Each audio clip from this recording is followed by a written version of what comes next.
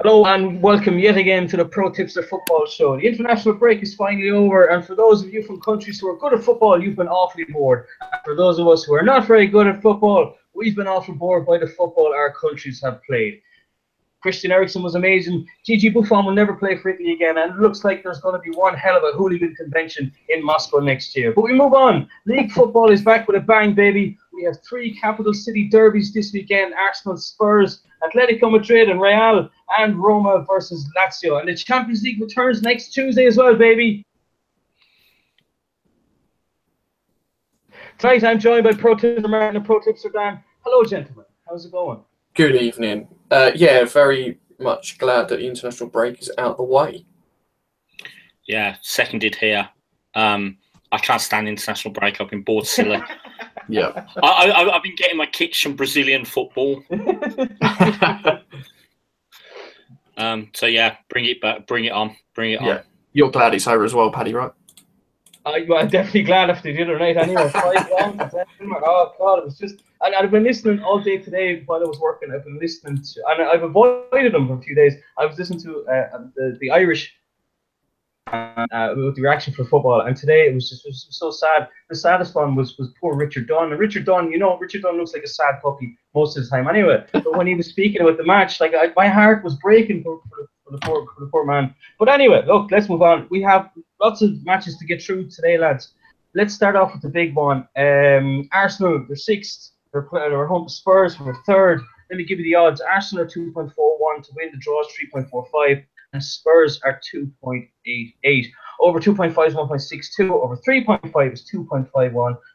Both teams to score is a pathetic 1.5. Lads, what do we think is going to happen here? I'll go first. Go on. I think this is going to be it's going to be a war of attrition. I know people like to slag off Arsenal, but the more I think about it, the more I don't think this is going to be all in Spurs' game. I was reading today that Toby Alderweireld's out until Boxing Day. We're missing they're missing Wanyama, but they have got Winks, Eriksen, Ali back, who mysteriously recovered from injuries after missing English duty. You knew that was going to happen. Yeah, obviously, and apparently Hugo Lloris and Michel Vorm are back as well. So, I've got a stat for you. I've just remembered I have an awesome stat. So, did you know that Tottenham's 3rd goalkeeper, Paulo Gazzaniga, and Mauricio Pochettino were both born in the same small town in Argentina? Nice. And it's called Murphy. It's called Murphy? Yes. What? It's in Santa Fe province. They're the only two famous people. Only 2 famous people from Murphy, Santa Fe. I'm Googling it now. That's amazing. We get everywhere, so we do. That place is tiny. Yeah. Wow. There you go. There's got to be something dodgy going on there then. It's like, Pochettino signed him twice. Pochettino signed him twice. Cousin. Yeah, it's like, start out my cousin with a job there, will you? Or I'm going to break into your house. That's what that's. Are they born in that exact town? Because it's only got a population of under 5,000. Yeah, both born in that same town. Crazy, innit? That's cool. I thought you'd like that. That's a really good one. Yeah, I like that. But I thought Gazzaniga, he had a great game the other week, so it's a shame that the other 2 are back, really. Yeah, Pochettino said he had a fantastic game. I rated him, when he was at Spurs. Didn't he come into Spurs? When he came to Southampton, didn't he come in? They had like 4 keepers. They had Boruc, they had Forster, they had Gazzaniga, they had Kelvin Davis as well. I was like, what are they doing? And if I remember rightly, they signed him and sent one of their other keepers that they had out to Gillingham on loan, Tommy Forecast. But yeah, he's only 25, so he's got time. It's a shame he probably won't play now for about another 2 years.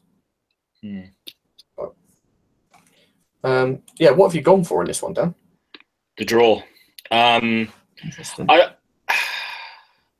I'm not convinced either side are going to win it. I think it's going to be. I actually looked at I know Ovus is really low, and sorry, it's Ovus that's really low, isn't it? Yeah, it's 1.2. I actually thought about under 2.5 goals because I think it's going to be a horrible game. We had this discussion on yesterday, didn't we, Paddy, about early kickoffs being horrible, and I think I say right, they are for a good game of football. So yeah, I'll go for the draw. Yeah. Why didn't they? So look, I mean, obviously they do these early matches because they're afraid of crowd trouble and stuff. Trouble, stuff like that. But like, why then didn't they take on the Friday night instead, where people have just finished work? That'd be horrendous. Everyone would be drunk and everything by. Would that be worse than a Saturday morning? Yeah. Oh, yeah. God, yeah. In my opinion, anyway. Yeah. Playing on a Saturday morning for the rivals is a lot better. I know. I actually know the reason they do it on a morning, and it's not to do with drinking. The reason they play the high-risk games, or a Saturday, or especially a Sunday morning, is because there is less crime on those at that time of day. So more police available. It's as simple as that. That makes sense. Okay, so all we need to do is make crime more level. Yeah. Yeah. And then we won't have these stupid morning football matches. Yeah. Criminals of Britain, we need you. Okay, sort this out. I think Arsenal have won, and this is pretty good now. I was surprised by this when I looked it up. Arsenal have won 10 out of 10 previous home league games, and they've won by 2 or more goals in 7 out of 10. So on paper, that looks quite good.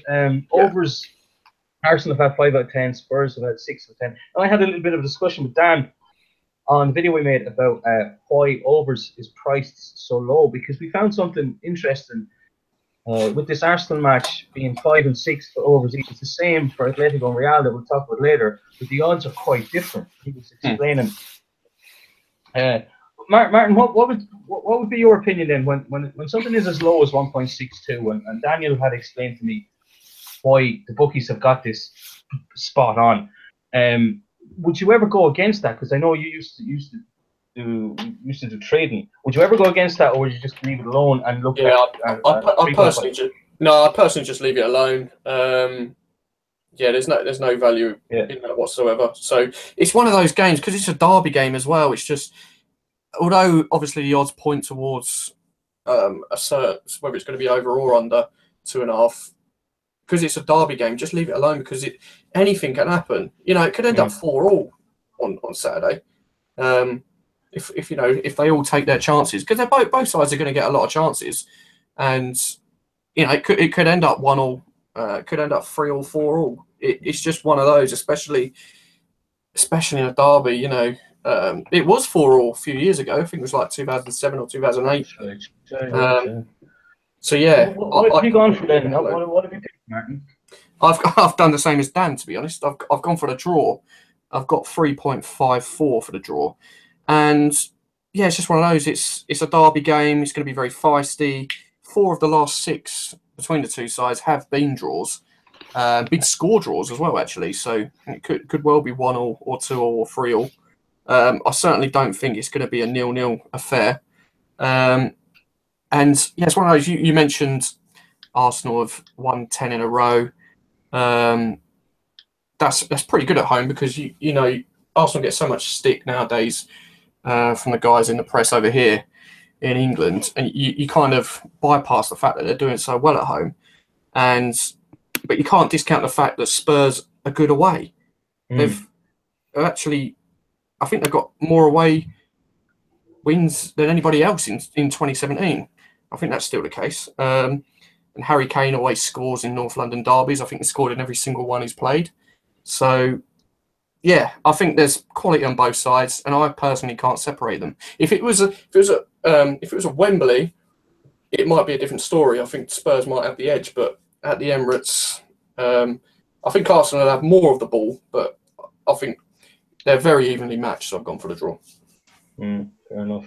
Yeah, because I think Arsenal. Well, a lot of the criticism comes from just all the stuff off the field.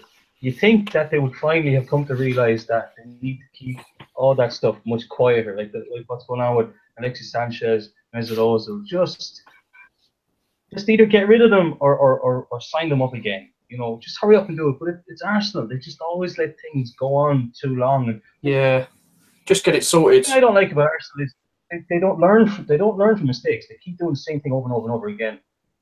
That's unfortunately because Wenger's still there. As soon as he goes, things will change. But until he does, it'll just be the same. Yeah. But I heard a rumor on the forums that him and not Wenger, Sanchez and Jens Lehmann had a bit of Barney in midweek for some reason. Who'd you back in that fight? Oh, good question. Don't know. That'd be a draw as well, I think. You definitely get Sanchez up on someone's shoulders or something, up on Jack Wilshere's shoulders. All right, but look, so we're going for the draw then of that one. Let's move on to this is possibly match of the day's last on Saturday night. Bournemouth and Huddersfield. Bournemouth in 17th, Huddersfield 10th. The only interesting thing I did find, there's been over 2.5 goals in 7 out of 11 Bournemouth home matches, and you can tell it wasn't Bournemouth doing all the scoring. They're way there. They're not having a good season, are they? They're 17th. They're not. What's the odds on over 2.5? Actually, I didn't check that out. Do we know? I should have had that, shouldn't I? Let me get it there very quickly, Martin. Speak amongst yourselves there, folks. No, it's all right. Well, my internet performs. For me personally, I've gone for the Bournemouth win at 1.81. Just looking at both sides there, it could well be one of these where it's last on match of the day. But Huddersfield haven't scored in their last 4 away games. I think Bournemouth at home are pretty decent, to be honest. And they've actually never lost a Premier League game at home against the promoted side. That's a nice yeah, it's a pretty decent stat. And, I've always got Jermaine Defoe. He's a bit hit and miss at the moment, but... Mostly miss. Well, yeah, you're right there. But if he somehow finds a little bit of form, then, it could cause Huddersfield problems. And I just don't think, unfortunately, Huddersfield have got enough. And the pitch there seems quite narrow as well. I think Huddersfield likes to play a bit of football.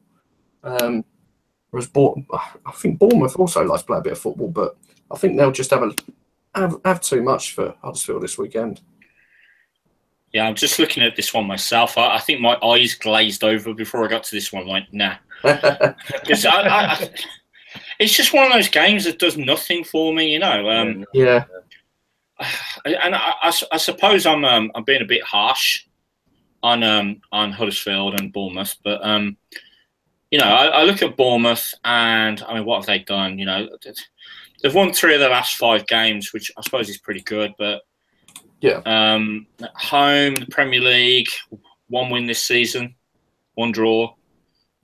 Only scored 3 goals at home in 5 games, and then Huddersfield haven't scored away in 4. It's got 0-0 written all over it, isn't it? It's just one of those games, isn't it? And I'm just looking at the goals myself. Yeah, under 2.5 goals at 1.63 is not really value. Wow. Bournemouth to win at 1.81. I don't know. I think I'm probably going to leave this one well alone because I just can't see anything that makes me think this is well worth betting on. So yeah, it's a pass from me. Yes, fair enough. Mm-hmm. Yeah, that's the great. Yeah, the overs I found it was 2.15, but as Dan says there, they're all far away from this match. Next up, now, obviously we're doing these alphabetic ads. I'm sorry to disappoint you now, but we have 7th place Burnley with all those Irish lads who'll be heartbroken against lowly Swansea, who are 19th. What did I find here? Stats. They've been under 2.5 goals in 11 out of 13 Burnley home matches, and they've drawn the first half in 10 out of 13 as well, so maybe that's something to look at. Swansea have conceded first in 8 out of 13 away matches. So there's some okay stats there if you want to have a look a bit more into those. But, yeah, Burnley at home. That's exciting. Something. I thought that both of these teams are in poor form, but they're both actually a little bit better than I thought. Like Swansea, have only lost twice away from home this season. They beat Palace away, drew with Southampton, drew with Spurs away. Yep. Only lost to some team from East London and Arsenal away. Yeah, I wondered if I get a bite from that. And Burnley at home, Turf Moor's always been a good ground for them. They've only lost one at home this season. Beat Crystal Palace, beat Newcastle, drew with Huddersfield, drew with some team from East London. We should have beat him as well. Yeah. Was that the game that Andy Carroll got sent off in? Yeah, it was, yeah. We would have won if it wasn't for him. Yeah. Wherever I heard that before. So, I mean, like, the obvious bet for this one surely would be under 2.5 goals, wouldn't it? But I bet under 2.5 goals is, like, no value at all. I think, if I remember right, it was like 1.4. Yeah, 1.46. Yeah. Which is ridiculous. You know, that is absolutely ludicrous. But you can understand it based on what Burnley have done at home so far this season, I guess. I mean, is it worth going for the real under 1.5 goals at 2.42? And now that's the question. Well, yeah. Because Burnley have only scored, 3 at home, conceded 2. Swansea's goal-scoring record, I know, is poor. They've only scored in 2 away games this season. They've scored 3 goals, conceded 3. Yeah. So, under 1.5 goals at 2.42? You know what? I'm actually tempted. I wouldn't put a lot of money on it. But it's just one of those where you think, I can see that being 0-0 or 1-0. Yeah, I mean, I was looking at, the last time Swansea have won all 4 Premier League games against Burnley, and the 2 games at Turf Moor have both been 1-0. So you could be onto something there. There you go. Good so I am actually going to go for it. Yeah. I am actually going to go for under 1.5 goals. Martin, would you like to take Anton in this or run away from it? I'd probably run away from it. To be honest, I'd leave this well alone. But I was looking, and I was toying with the idea of Swansea 0 Asian handicap, so draw no bet at 2.68, only based on the fact that Burnley got a few Irish lads in the squad. What are their heads going to be like? Yeah. Historically, Swansea just seem to do quite well against Burnley, so that could well be the one I'd go for if I had to. Okay, let's move on then to Palace are at home to Everton. Palace are 2.43, the draw 3.21, Everton to win is 3.11. So can Palace get a couple of points here against Everton? Will they continue their free fall? This game doesn't excite me either. at all. I've gone down the middle. I've gone for the draw. I couldn't separate the 2 sides. I know they're both as bad as each other at the minute. Yeah. Will Benteke play for Palace? I mean, Roy Hodgson's come out and said that he might. He said he's fit enough to play now, so that would be a big boost for Palace if he does play some sort of part this weekend. Everton still, I don't know who's going to be their next manager, to be honest. They're still searching. I can't remember who's in the running for it now at the time. Unsworth and someone else. So I believe they should have probably sorted that out before the international break got finished. But I don't know. Everton 4 clean sheets in the last 4 visits to Selhurst Park. I mean, historical stats are good to look at, and I do base a lot of my thinking on those.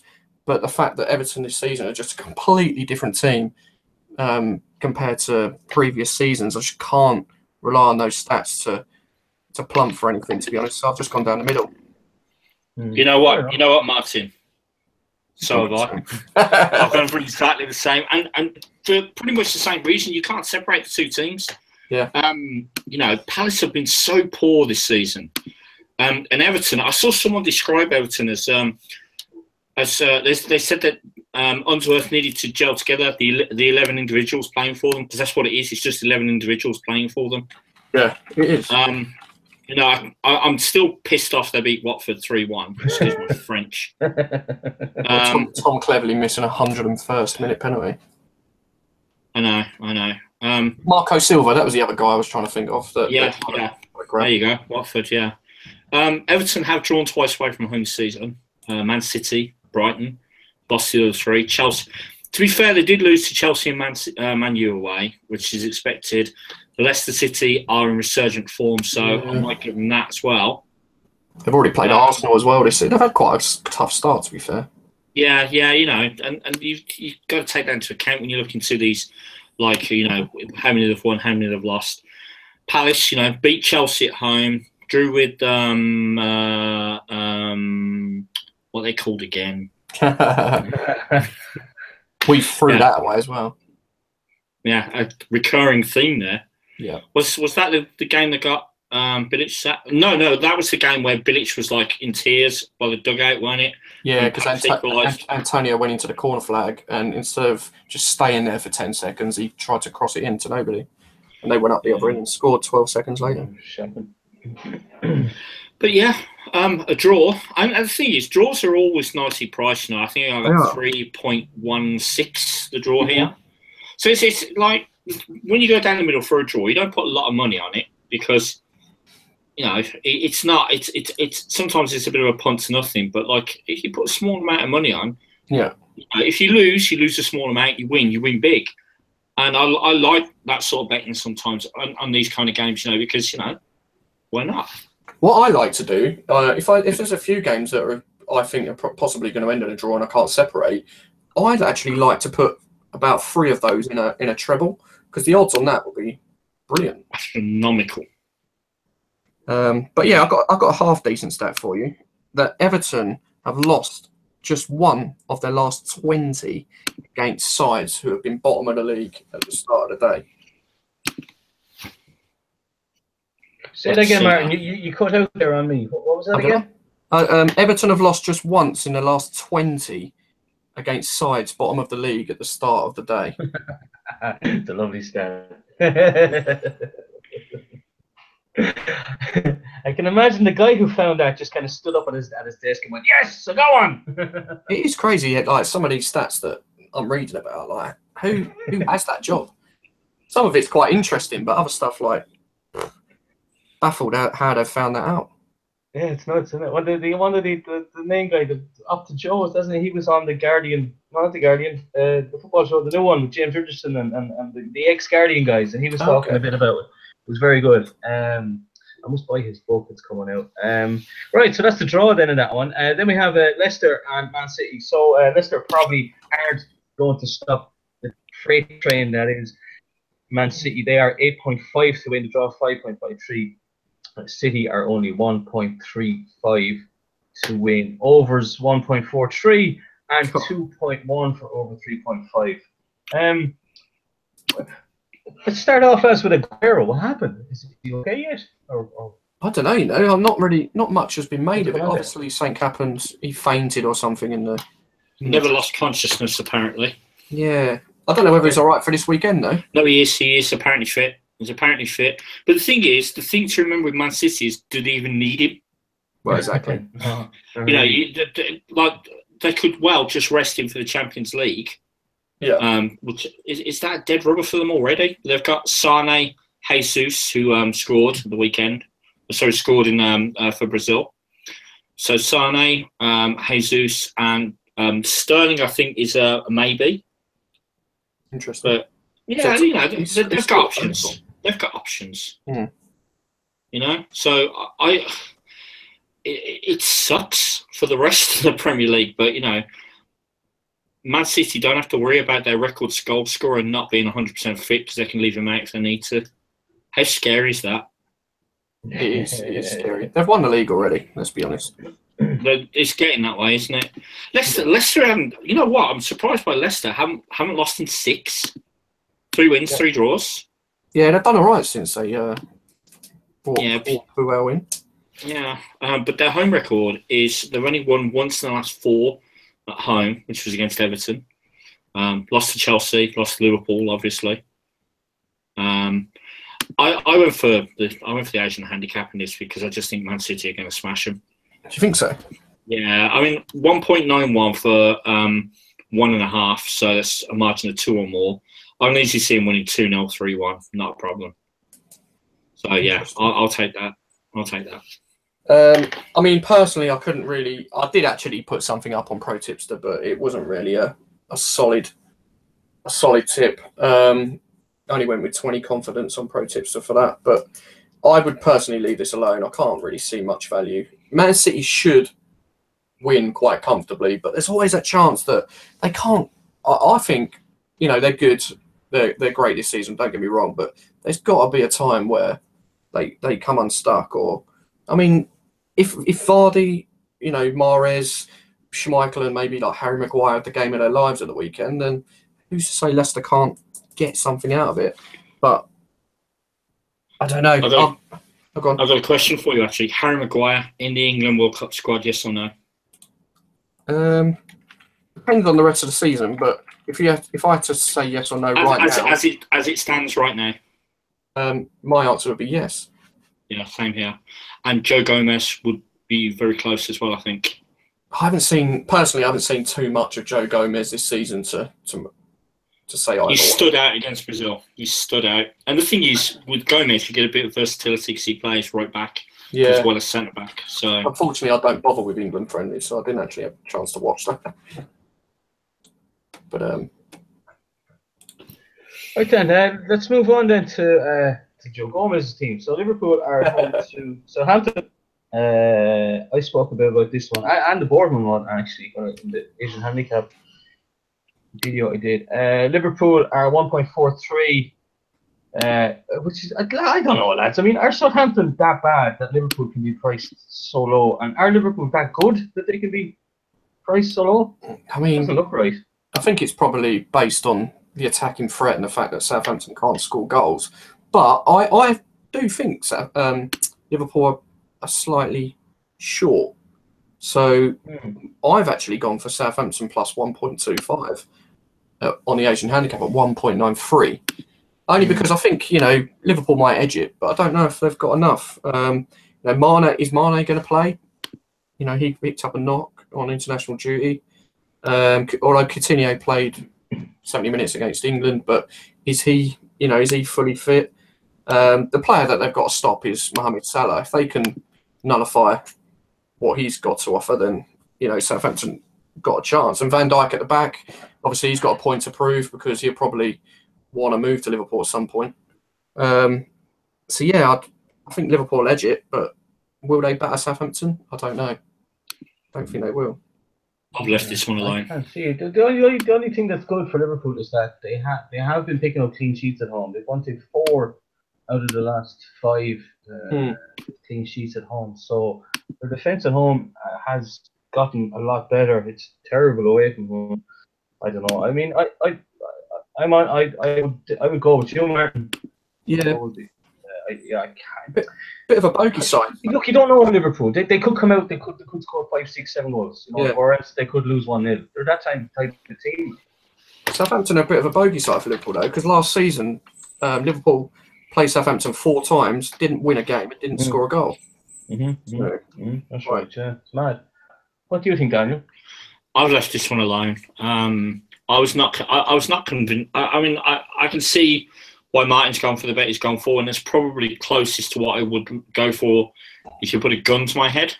But you know, Southampton, they're a weird side. You know, like every time I think they're going to be good, they're not, and every time I think they're going to be crap, they're not. And you know, I look at Liverpool at home, and Liverpool are actually really good at home at the moment in the Premier League. But it's like you say, you know, is Mane going to play? And if you stop Salah, you know, Salah's on fire at the moment. You stop him, then, you know, have they got anything else to come at you with? Like, you know, you look at Liverpool, okay, so this is a team that did Arsenal 4-0, but they only drew 1-1 with Burnley. You know, only beat Palace 1-0. That's it. Yeah. So it's such a tough one to call. I've left it. Right then, sure. Let's move on then to West Brom and Chelsea. I got some stats here. West Brom have conceded first in 6 of 9 home matches against top 6 teams, whatever that means. While Chelsea have won the first half in 7 of 9 away against bottom 6s as well. See, that's why I had bottom 6s. And Chelsea have won 6 out of 8 away matches as well. Yeah, look, it must be Chelsea all over, but the handicap best price was -1 at 2.13 against Pulis' side. Would anyone take that? I've taken more than that. I've gone for Chelsea to win by 2 or more. So that's 1.5 at 2.73. Wow. Pulis knows his job's on the line. The West Brom manager, West Brom owner, Gao Lai, will be at the game. I heard rumours that Pulis is basically he's got no lives left. No, doesn't surprise me. I mean, would it be unfair if they sacked him just because they lost Chelsea?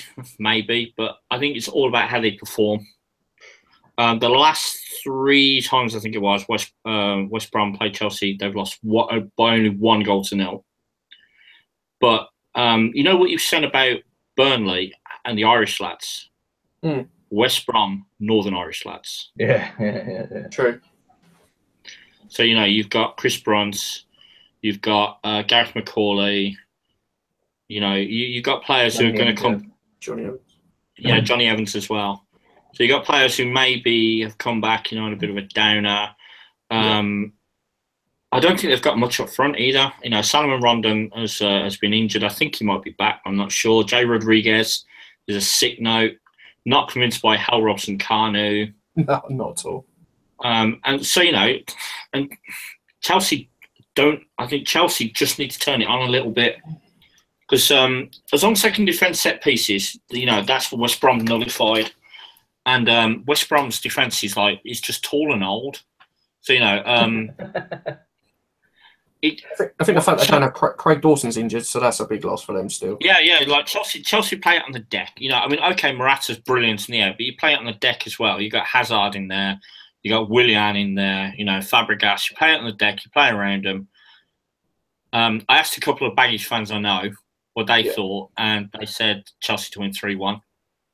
So, it's value. That's why I've gone for it. 2.73, Chelsea to win by 2 or more. What about you, Martin? I've actually gone for over 2.5 goals at 1.96. 2 of the last 3 meetings between the two sides at the Hawthorns have seen over 2.5 goals. West Brom, all right, they can't seem to buy a win at the minute, but they did get a couple against Man City, so it could happen.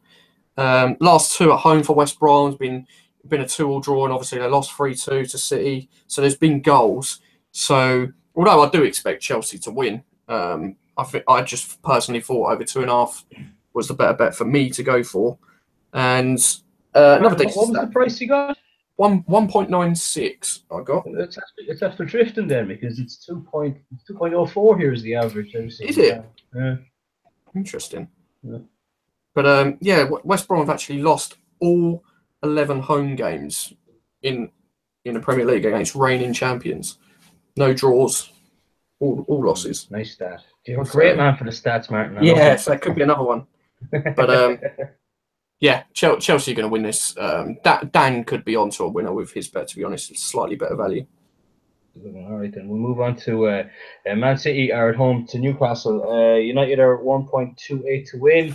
The draw 5.5, and Newcastle to win that's not going to happen. It's 12.0.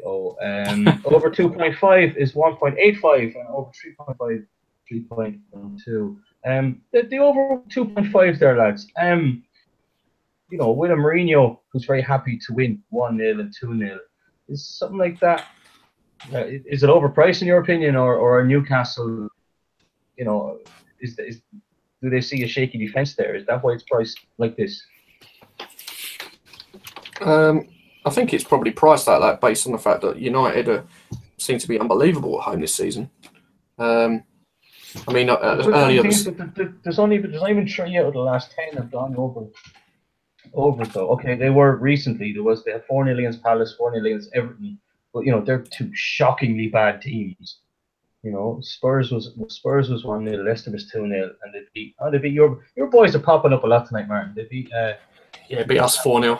Match 4, so they have won 3 matches 4-0, I suppose. Maybe that's obviously that's probably why. The goals have been late on in the day as well, to be fair. So I wonder whether if United are 1 or 2 up, probably 2 up, going into the last 5 minutes or so, I wonder whether United have just put go up a gear and get 3 or 4. But I mean, it's not a bad bet over 2.5. To be honest, I've actually not gone for goals. I've gone for United minus 1.5 at 1.88 because I can see United winning by 2 or 3.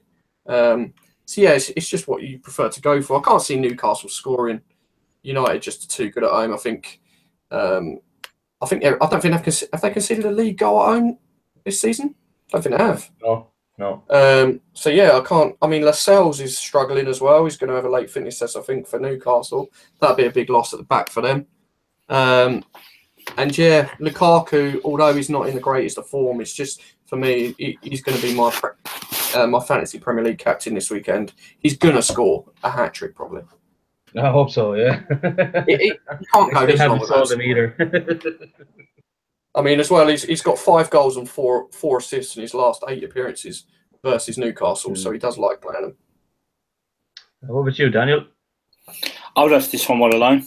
I didn't see any value in it. I looked at the Asian handicap, the same one that Martin went for, but 1.88 is too low for me. And I'm always cautious because you know Mourinho likes he's quite happy to take a 1-0 win. He's quite happy to grind out the wins rather than go for like glory, as it were. So I'm leaving it well alone. I'm not touching this one. Fair enough. So then, all this mention of West Ham, Martin, we better move on to them. Watford are hosting West Ham. What stats did I find out? There have been over 2.5 goals in 9 out of 12 away Hammers matches, and there's been over 3.5 in 10 out of 20. So that's not much of a stat, to be honest. Watford have drawn 5 out of 9 home matches against bottom 6 teams. Do you think you'll get at it with your new manager? It's what I mean. Obviously, all the time West Ham pop up, my heart rules my head, and so don't listen to me on what I've gone for in this one. In all honesty, I actually think don't touch the game at all because it's a new manager. So anything, depending on what he's done in training, anything can happen. And Watford, it's one of those. We on paper we're the better side, so we should give them a good game. Whether we'll win or take anything from the game is another thing. But the fact that we've got David Moyes in now, new things are happening, and we might be rejuvenated under him. It'll be interesting to see how we get on, but I'd personally leave it alone.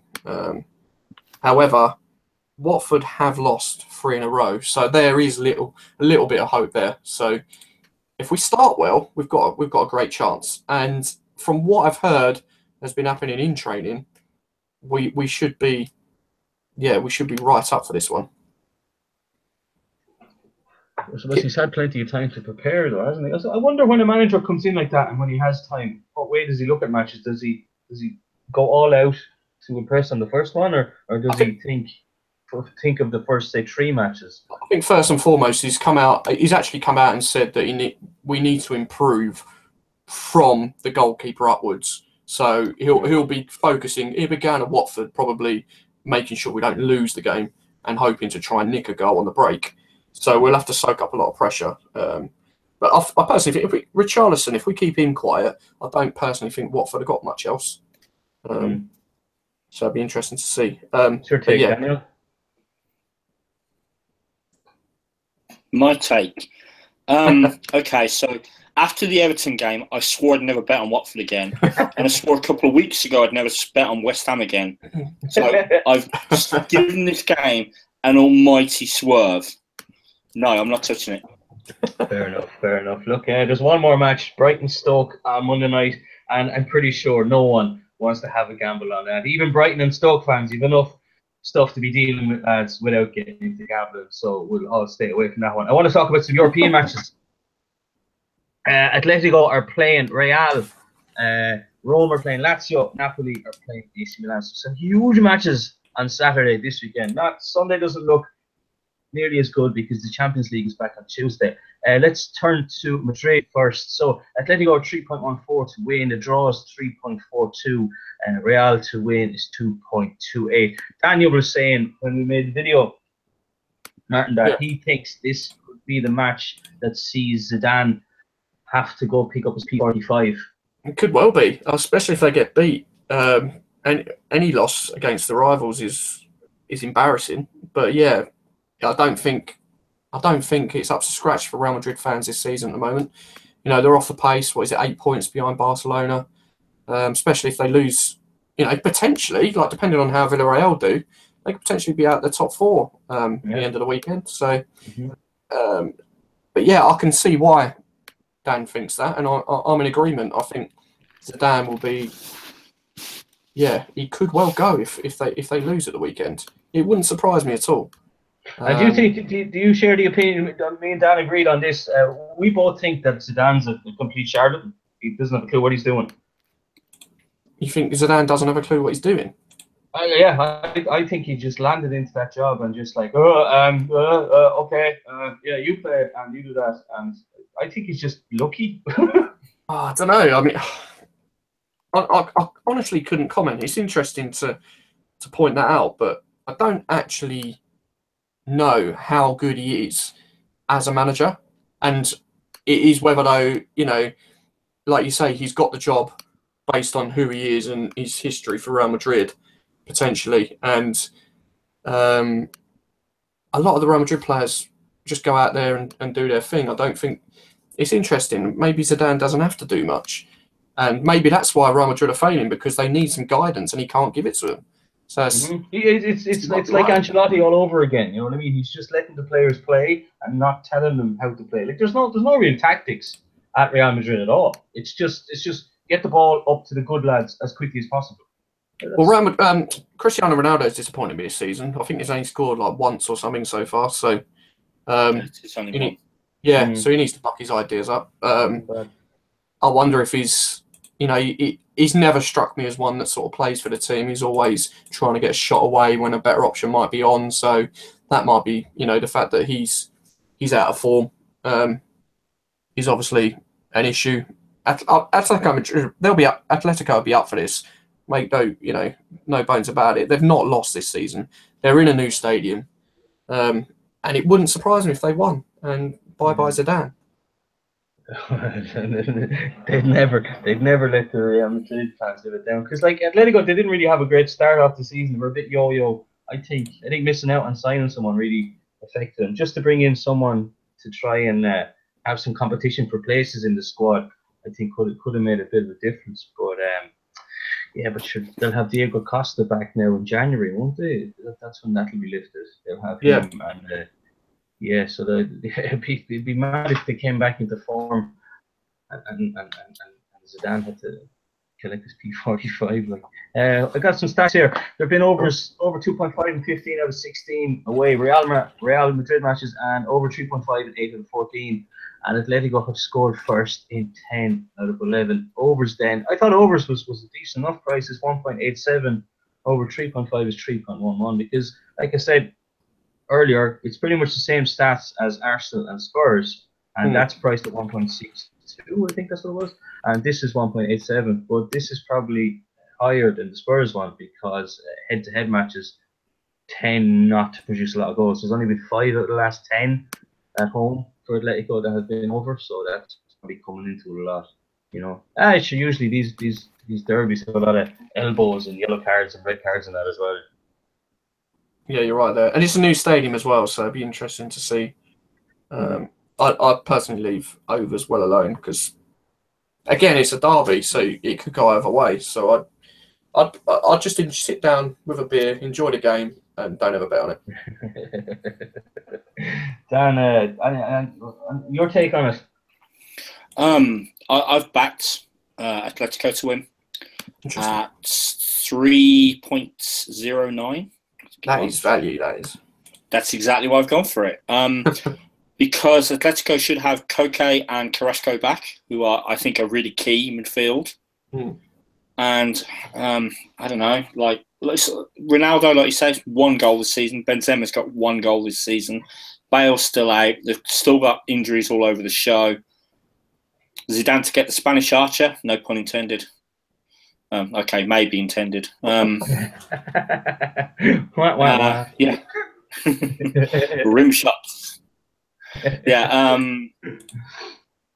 I've just gone for it because I think it's value, and I'm pinning it basically on Cocaine Carrasco coming back. I think it'll be a cracker of a game, and definitely one to sit and watch with a beer. But yeah, not maybe not one to guarantee money on, just one. It's like I do sometimes, like a small punt to nothing. I think there's value in it. If it comes off, great. If it doesn't come off, I haven't put much on it. I'm not that bothered. True. Paddy, you mentioned red cards. I was just having a look. There hasn't actually been a red card in this fixture in the league since the 11-12 season.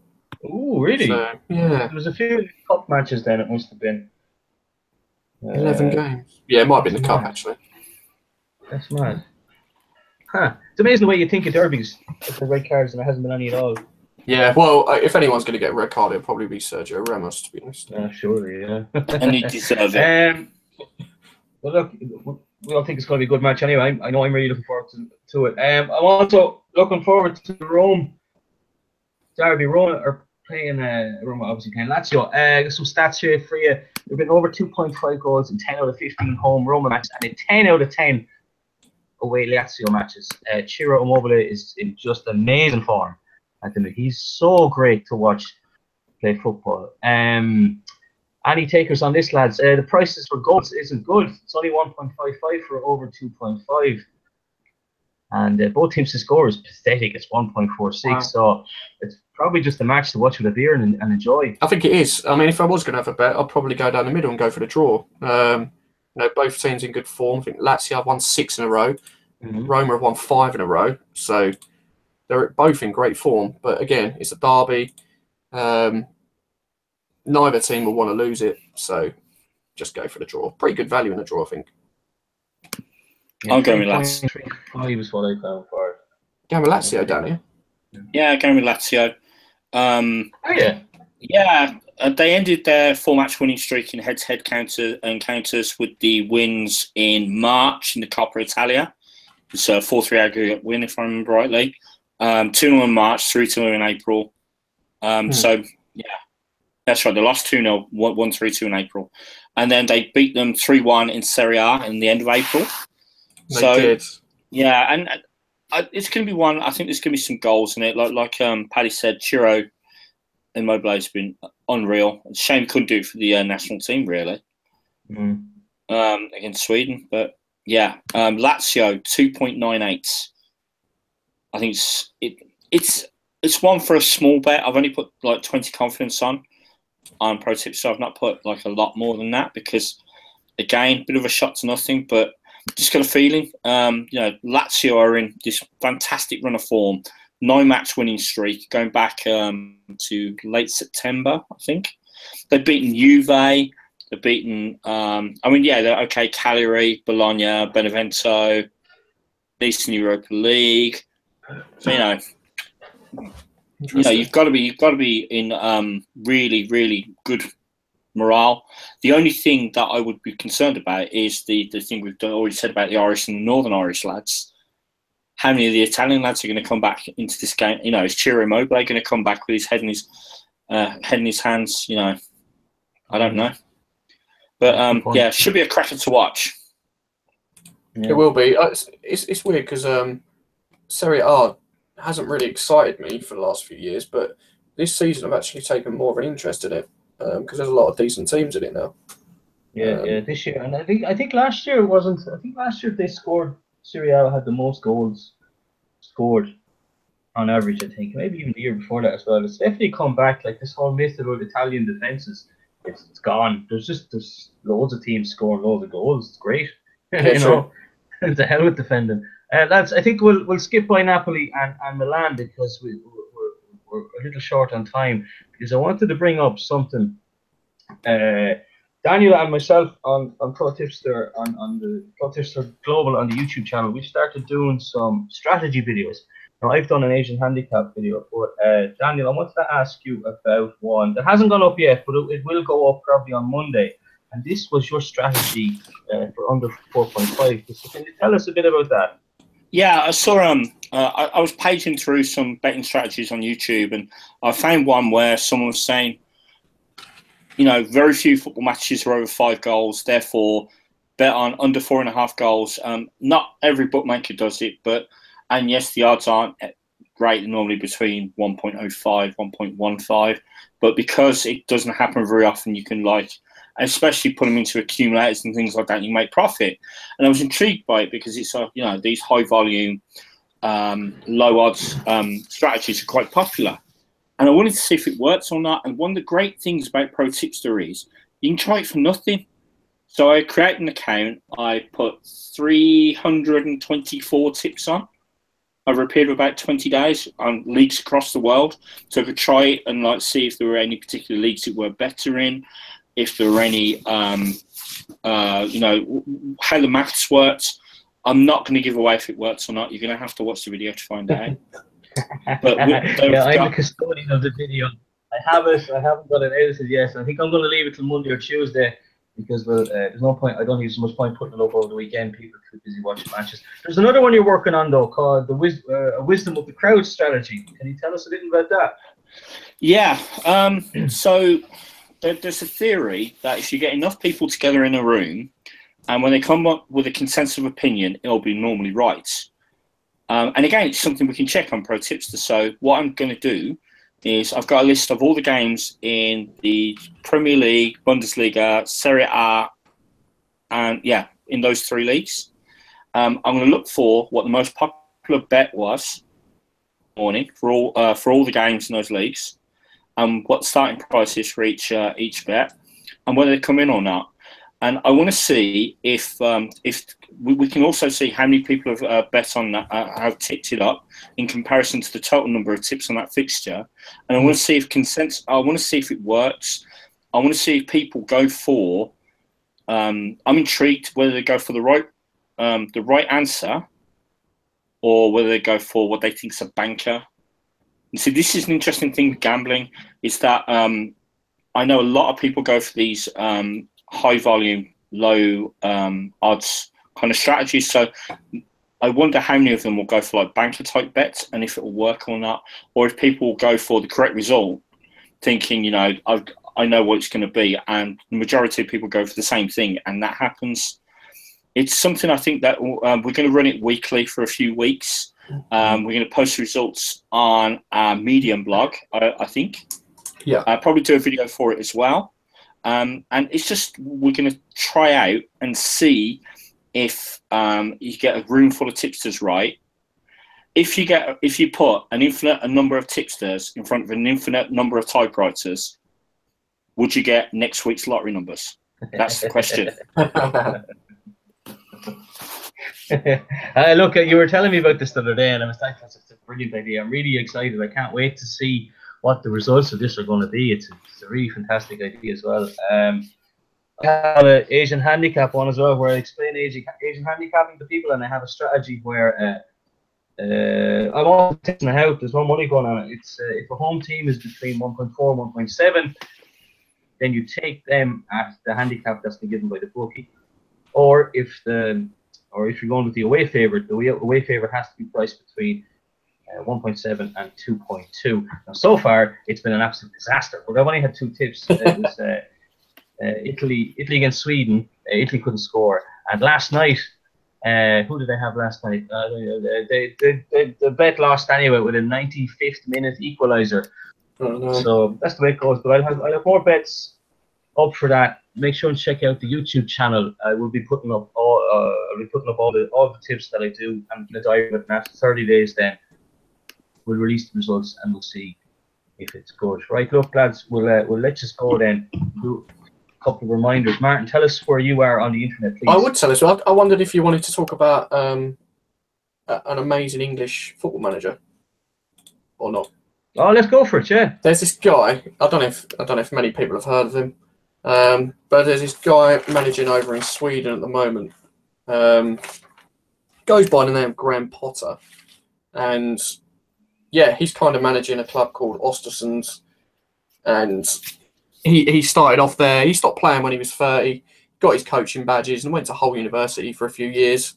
The chairman at Östersund at the time, Daniel Kindberg, their club got relegated in 2010, and he left the club. He was like, I've had enough of this. But then his players were like, well, if you don't come back, then we're all going to leave.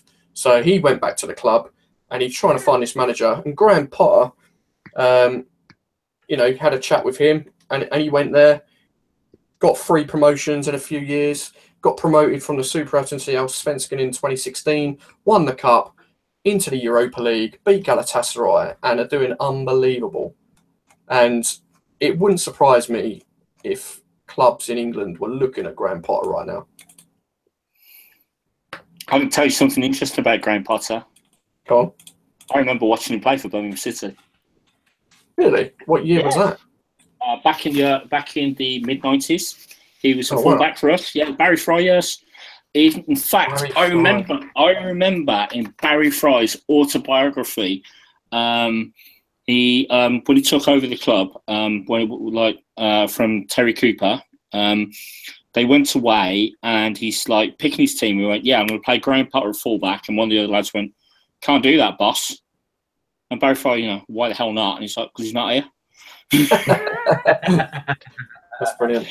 You know, that's Birmingham City all over. That is, yeah. And then like a bit later goes on about a certain West Ham and former Birmingham City MD being involved with a former Birmingham City player, Karen Brady, and her now husband, Paul Pesky-Solido. Yeah. But yeah, Graham Potter. So it is interesting what he's done at Östersunds, because he. I don't know if you know this, but they don't just play football. They've got this thing about enriching the community, enriching culture, because it's a tiny little city in northern Sweden. It's tiny. Like Graham Potter goes out and knows half the locals. Like that's how small it is. So they put on plays, they put on a rock concert, they've done ballet. I'm not kidding, but there is footage on BBC of Graham Potter singing at some rock concert they put on. Oh, wow. And I actually understand why he's doing it, because what he's trying to do is instilling into them, you know, he's taking them out their comfort zone. He's trying to get them to do things that they wouldn't normally do. So when they're faced with a situation on a football pitch, you know, a team that, you know, they might be a bit concerned that they can't beat, they might think, well, actually, we can do this, you know. It's this. It's a good way of thinking, this Scandinavian kind of team building. Because, you know, in Britain and Ireland, the idea of team building is to go paintballing, which is fairly fucking aggressive.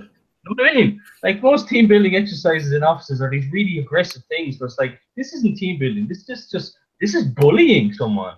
But whereas like Scandinavians are like, no, we'll do something which is, you know, for the community, and okay, we'll take ourselves down a notch. You know, instead of being, you know, footballers who are just kind of living in their own bubble all the time. No, we'll put on something cool for the community. I think that's brilliant. I mean, could you imagine walking into your local scout hall and seeing Lukaku singing "It's Raining Men" or something? You know, how amazing would that be? It's crazy what he does with some of the players as well. He brings, like, he's got a couple of English guys there that, you know, weren't really doing much in England, yet young prospects, brings them over, and I don't know who the scouts are, but he just seems to get the best out of players that are pretty average. Well, he played. Jamie Hopcutt was one of them, and he actually played with him. He'd seen him play. Yeah. So that's why he brought him over. The other one was Curtis Edwards from from Middlesbrough. I'm not sure what the full story was there, but again, yeah, you're right. No, that's right. Curtis Edwards was playing already in Sweden for another team, some obscure team in the Swedish third, and they picked him up. Yes, a Hogdal. That's the one. Wow, well done. Well said. Yeah, it's a great story. Look, I'd love to see more stuff like that happening. I mean, I was trying to think of anything similar at all in Britain, and the only thing that maybe comes close is what Neil Lennon is doing up in Hibs, maybe. But at the same time, like if he had a couple of bad results, if he had 4 or 5 bad results, he'd be told to sling his hook as well. I mean, it's just not given a chance. It's so results based now that it's hard to kind of build communities there. I know at Hibs there is a huge community, or they are huge in the local community. I think a lot of football teams they're losing that a lot, you know. Yeah, I agree. It'd be interesting to see whether if a big club come in and had a word with Graham Potter and sort of tried to twist his arm, whether he'd stay and think, no, I'm staying in Sweden. Because I guess it's a family thing as well. He's got kids there that are going to school. He doesn't want to disrupt that. So it'd be interesting to see whether he'd take the opportunity to manage a big club in the Premier League if it come along. He'd surely be tempted by Premier League or Bundesliga, something big. But well, I mean, Sweden's a nice country, you know. Yeah, he's ex-West Brom player, isn't he? So if Pulis goes, who knows? Well, I know a few Birmingham City fans who want him. Ex-Birmingham City, West Brom, Southampton. Okay. Played in the Premier League. Believe it or not. I think. But yeah, it's not a well-known player. But I know. Well, we're on to our second manager so far this season, and I don't think Steve Cotterill has got that long left at the moment. So I could see us looking at him, but then again, skit case, so he wouldn't want to come to us. That is true. Right, look, lads, we're coming up to an hour now, so we better sign off. Martin, tell us where we can find you on the internet. You can find me on Twitter at ProTipsterEN or ProTipsterM. That'll be my personal handle. Daniel, where are you? Lurking? Where am I lurking? Round the back of Rackham's, mate. No, only kidding. Only kidding. That's a Birmingham reference for anyone out there from Birmingham. So, yeah, you can find me, ProTipster Dan. Also on Facebook, ProTipster Dan. Spaces between Pro and Tipster, and then Tipster. 3 words, ProTipster Dan. Yeah, you'll find me there as well. You've had a few winners recently. Yeah. I had a huge one last night in the Brazilian League, 3.28. There we go. Give him a follow. Give us all a follow. Very good. And you can get me, ProTipster IRL. Look, thank you so much, everyone, for joining us for this live stream. We hope you enjoyed it and learned a little bit more about betting on football. Make sure and check out ProTipster.com, where you can earn real money by sharing your winning betting tips. Subscribe to us on YouTube, ProTipster Global, to get daily videos of tips, previews, and podcasts. This podcast is now available on iTunes and Android podcast players, so you can subscribe there as well and give us a nice review if you're feeling very what's the word, charitable. Not charitable. We don't need your charity. Just leave us a nice review because we deserve one. And don't be shy. Get in touch with us on Twitter. Leave a comment there on YouTube. That's our lot then, folks. We'll be back next Monday with Champions League previews. Speak to you then. Bye.